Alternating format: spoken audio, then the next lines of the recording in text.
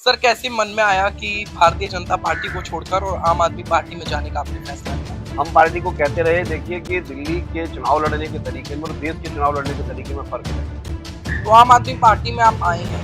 इससे पहले जब आप बीजेपी में थे तो आप लगातार निंदा भी करते थे और इन पार्टी के तमाम नेताओं को कटघरे में खड़ा करते थे। मैं आऊंगा तो मैं इसे खिलाड़ी को एक बात बोलता हूँ, कनॉट प्लेस ना बना पाया तो क्या हुआ, इसको मोती नगर राजेंद्र नगर की तरह अच्छा बनाऊंगा।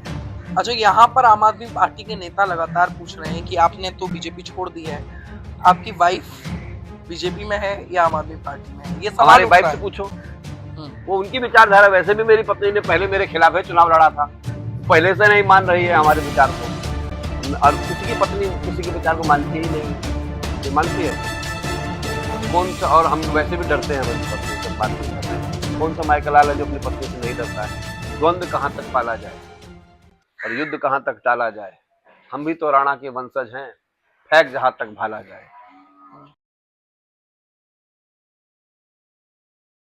नमस्कार, मैं उमांशु और इस वक्त आप देख रहे हैं तहलका दिल्ली। राजधानी दिल्ली की राजनीति लगातार गर्माती जा रही है। जिस तरीके से हवाओं में लगातार प्रदूषण बढ़ता जा रहा है, वैसे ही राजनीति भी बदलती हुई नजर आ रही है। इस वक्त मेरी मौजूदगी राजधानी दिल्ली की किराड़ी विधानसभा में है, जहां से 2 बार के पूर्व विधायक अनिल झा वत्स भारतीय जनता पार्टी का दामन छोड़कर आम आदमी पार्टी का दामन थाम चुके हैं। अब जुड़ते हैं, बातचीत करते हैं और जानते हैं सर से। सर बहुत बहुत स्वागत है आपका। धन्यवाद।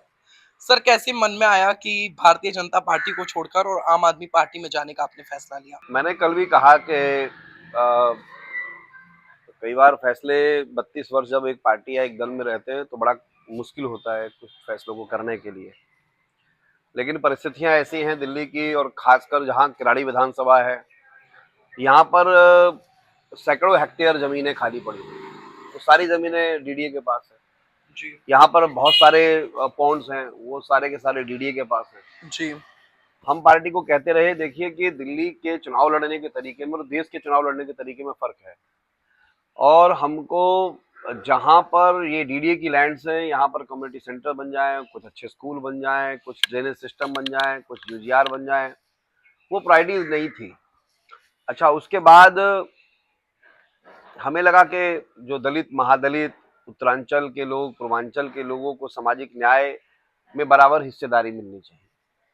उसमें कुछ गड़बड़ियां नजर आई, तो पिछले 2-4 वर्षों से हमने देखा कि ये ठीक से सुधार हो। जब उसमें लगा कि गुंजाइश नहीं बची है, तो अब द्वंद्व कहाँ तक पाला जाए और युद्ध कहाँ तक टाला जाए, हम भी तो राणा के वंशज हैं, फेंक जहां तक भाला जाए। जो निर्णय है वो आपके सामने है। तो आम आदमी पार्टी में आप आए हैं। इससे पहले जब आप बीजेपी में थे तो आप लगातार निंदा भी करते थे और इन पार्टी के तमाम नेताओं को कटघरे में भी खड़ा करते थे। अब आप इसी पार्टी के साथ जुड़ गए हैं, तो अब आगे क्या रणनीति रहेगी, किस तरीके से आप? देखिए, पार्टी में होता क्या है कि ऐसा तो नहीं है कि बीजेपी में सारे बुरे लोग हैं, ऐसा तो नहीं है कि आम आदमी में सारे अच्छे लोग हैं। अच्छे बुरे लोग हर जगह होते हम्म। हैं। लेकिन तत्कालिक जरूरतें आपकी क्या है, मेरी प्राथमिकता क्या है, दिल्ली है। मेरी प्राथमिकता क्या है, किराड़ी विधानसभा है। हमें लगता है कि किराड़ी विधानसभा में डेवलपमेंट की गुंजाइश है, सामाजिक न्याय के नेता अरविंद केजरीवाल जी के साथ। पूर्वांचल के लोग कैसे, हम लोग बिहार से आए, कोई उत्तराखंड से आया, कोई यूपी से आया, बिहार से आया। हम लोगों ने दिल्ली को बनाया, संवारा। अब फिर राजनीतिक महत्वाकांक्षाएं भी लोगों ने मन में रखी, उनके माध्यम से काम करने का एक बहुत अच्छा मौका मिलता है। जब देखा भाजपा के अंदर संगठित गिरोहों ने कब्जा कर दिया, पूर्वांचल के लोगों को नेतृत्व देने के लिए वो विचार नहीं कर पा रहे हैं, या करते भी है तो उन्हें कोलैप्स करने का काम करते हैं, षड्यंत्र करना, आपस में लड़ाना, फूट करवाना। तो अपनी क्षमताओं को हम उनसे रोज लड़के क्या खराब करते हैं। हमें अपनी क्षमताओं का प्रयोग किराड़ी के डेवलपमेंट के लिए करना है, दिल्ली के डेवलपमेंट के लिए करना है, एक सामाजिक न्याय के नेता को मजबूत करने के लिए करना है। तो इसलिए हम लोग ने निर्णय ले लिया। तो अब क्या कुछ आपकी आगे की रणनीति है? क्या लगता है कि पार्टी आपको टिकट देगी, यहाँ से चुनाव आप लड़ेंगे? ये तो पार्टी तय करेगी, मुझे क्या पता। हम लड़ाका हैं ही, हम पहलवान तो हैं ही राजनीतिक। अब अब वो तो अब तो कमेटी तय करेगी लड़ाना है क्या करना है। हाल ही में आपने एक वीडियो बनाया था छठ पूजा पर और आपने एक्सपोज किया था कि किस तरीके से छठ पूजा के नाम पर घोटाले किए जा रहे हैं और वर्तमान विधायक ऋतुराज को एक्सपोज आपने पूरी तरीके से किया था। क्या कुछ कहना चाहेंगे? अब पार्टी में आने के बाद भी ऐसे मुद्दों को आप उठाएंगे? देखिए वो मुद्दा आज भी है। धर्म के नाम पर, आस्था के नाम पर अरविंद केजरीवाल जी ने छठ घाटों को निर्माण के लिए जो है निश्चित रूप से सरकार की तरफ से मदद की, छठ घाटों के समितियों को की। अब उसमें कुछ लोग उस पर गड़बड़ियां करेंगे तो सवाल तो उठाना वाजिब बनता है। लेकिन ये बात की प्रसन्नता है कि पूर्वांचल के लोगों को छठ मनाने के लिए दिल्ली सरकार की तरफ से मदद मिलती रही। जैसे राजीव गांधी कहते थे ना कि मैं मदद तो 1 रुपया भेजता हूँ, नीचे 10 पैसे पहुंचता है। तो बीच में ऊपर वाले नेता को पता ही नहीं चलता कि आपने जो मदद भेजी है नीचे तक कितना पहुंच रही है। वही सवाल आज भी है हमारा कि जो जो आर्थिक मदद या उनके डेवलपमेंट के लिए जो मिल रहा है वो बराबर मिलना चाहिए। वो सवाल तो आज भी है। अगर हमको मौका मिला तो हम उसको बराबर हिस्सेदारी देंगे उसको लिए। किराड़ी की जनता को क्या कुछ कहना चाहेंगे आप ऐसे में? किराड़ी की जनता को बस मैं इतना ही कह रहा हूं कि वो हम पे भरोसा रखें और उनको भरोसा भी है। मैं आऊंगा तो मैं इसे किराड़ी को एक बात बोलता हूँ, कनॉट प्लेस ना बना पाया तो क्या हुआ, इसको मोती नगर राजेंद्र नगर की तरह अच्छा बनाऊंगा।